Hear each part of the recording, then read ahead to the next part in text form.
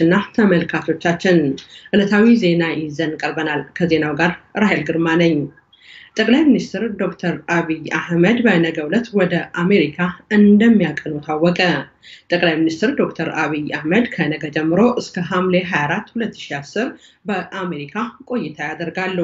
የጠቅላይ ሚኒስትሩ ጉዞ የመንግስት ለመንግስት ግንኙነትን መሰረት ያደረገ እንዳልሆነም ተገልጿል። የጉብኝቱ ዓላማ በአሜሪካና አካባቢው የሚገኙ ኢትዮጵያውያንና ትውልደ ኢትዮጵያውያንን ማወያየት መሆኑን የኢፌዴሪ የውጭ ጉዳይ ሚኒስቴር ማስታወቁ ይታወሳል። ዘገባው የሪፖርተራችን መለሰ ድሪብሳ ነው። የኦሮሚያ አትሌቶች ማህበር ከሶማሌ ክልል ተፈናቅለው ለገጣፎ ለገዳዲ ለሰፈሩ የኦሮሞ ተወላጆች 277 ኩንታል የምግብ ዱቄት አበረከተ። የተፈናቀሉ ወገኖች መልሰው እንዲቋቋሙ ድጋፉ እንደሚቀጥል አትሌት ደራርቱ ቱሩ ተናግራለች። መለሰ ድሪብሳ ተጨማሪ መረጃ አለው።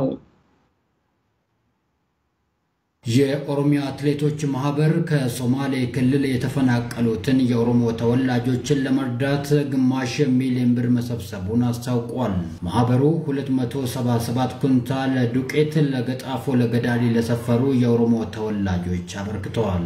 ማህበሩን ወክለው ድጋፉን የሰጡት አትሌት ደራርቱ ቱሉና አትሌት ስለሺ ስህን ናቸው። ተፈናቅለው እዚያ የሰፈሩ የኦሮሞ ተወላጆች ራሳቸውን እስከሚችሉ ድረስ ማህበሩ ድጋፉን አጠናክሮ እንደሚቀጥል አትሌት ደራርቱ ቱሉ አስታውቃለች።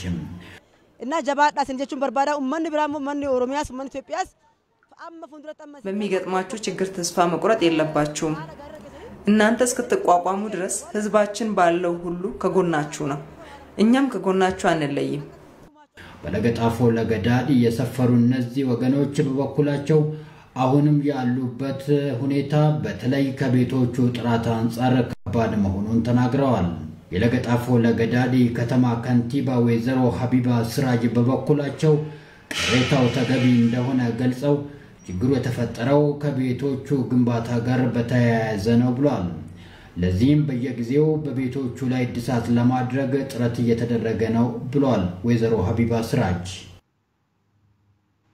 የኦሮሚያ ሚዲያ ኔትወርክ በሀገሪቱ ለታየው ለውጥ የማይተካ ሚና መጫወቱን ጦማሪያን ተናገሩ። ኦኤምን በቀጣይ ተጠናክሮ መስራት አለበትም ብለዋል። ለዚህ ዜና ዝርዝር መለሰ ድሪብሳ። የኦሮሚያ ሚዲያ ኔትወርክን ህዝቡ ጠብቆና ተንከባክቦ ይበልጥ ማጠናከር እንዳለበት ጦማሪያን ተናገሩ። የአምቦ ዩኒቨርሲቲ መምህር የሆኑና በሶሻል ሚዲያ ላይ በስፋት በመሳተፍ የሚታወቁት አቶ ስዩም ተሾመ እንዳሉት የኦሮሚያ ሚዲያ ኔትወርክ ባለፉት ዓመታት የህዝብ ድምጽ ሆኖ ሲያገለግል ቆይቷል። አሁንም እያገለገለ ይገኛል። በመጣ ለውጥ ውስጥም ከፍተኛ ሚና ተጫውቷል ብለዋል። እንግዲህ ኦኤምን ያደረገው ነገር ምንድነው ብለህ ስትል የነበረው ሚና ምንድነው ስትል ዜጎች ሐሳብና መልእክታቸውን በነፃነት እንዲገልጹ መግለጽ ብቻ ሳይሆን ችግሮቻቸውን በአስተዳደራዊ ስርዓቱ የሚደርስባቸውን በደል በዜጎች ላይ የሚደርሰው የሚፈጸመውን ግፍ በማጋለጥ በስርዓቱ ሲፈጸም የነበረውን ጭቆና በማጋለጥ የጨቋኞችን ማንነት በማሳወቅ የጋራ ግንዛቤ በመፍጠር ረገድ የማይተካ ሚና ተጫውቷል። ለዛ በጣም ሊደነቅ ሊበረታታ ይገባል።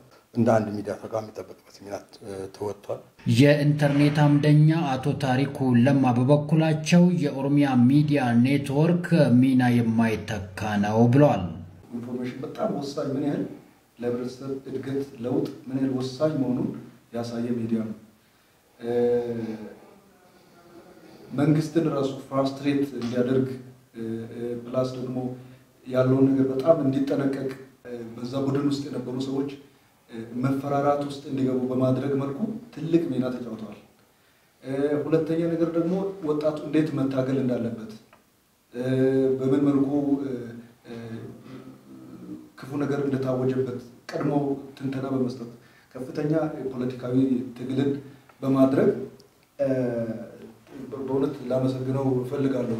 የኦሮሚያ ሚዲያ ኔትወርክ ይበልጥ መጠናከር አለበት ያሉት አቶ ክንፈ ሚካኤል በበኩላቸው ሚዲያ ተቋሙ አድማሱን ይበልጥ ማስፋት አለበት ብለዋል። ሁሉም ኢትዮጵያዊ በእኩልነት አይቶ በሁሉም ኢትዮጵያ አካባቢዎች የሚደርሱትን በደሎችና ግፎች በማጋለጥ መስራት አለበት። አገር አቀፍ የሆነ እንቅስቃሴ ማካሄድ አለበት የሚል ሀሳብ አለኝ። የኦሮሚያ ሚዲያ ኔትወርክ ወደ ሀገር ቤት መምጣት ስራውን ይበልጥ ለመስራት ይረዳዋል ያሉት እነዚህ ጦማሪያን ህዝቡ የሚዲያ ተቋሙን መጠበቅ መንከባከብና ማገዝ እንዳለበትም አስገንዝበዋል። በኢትዮጵያ ሶማሌ ክልል እየተካሄደ ያለው የተቃውሞ ሰልፍ በትላንትና ዕለትም ቀጥሎበታል። የክልሉ ነዋሪዎች በአብዲ ኤሌ የሚመራውን መስተዳደር በመቃወም ድምጻቸውን ማሰማት ከጀመሩ መቆየታቸው ይታወቃል። በትላንትና ዕለት ከፍተኛ የሆነ የተቃውሞ ሰልፍ በጅግጅጋ ከተማ መካሄዱን ምንጮቻችን ከአካባቢው መረጃ አድርሰውናል።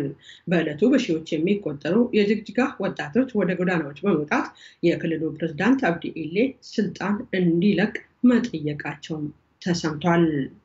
ዕለታዊ ዜናችን በዚህ ተጠናቀቀ። ሰላም።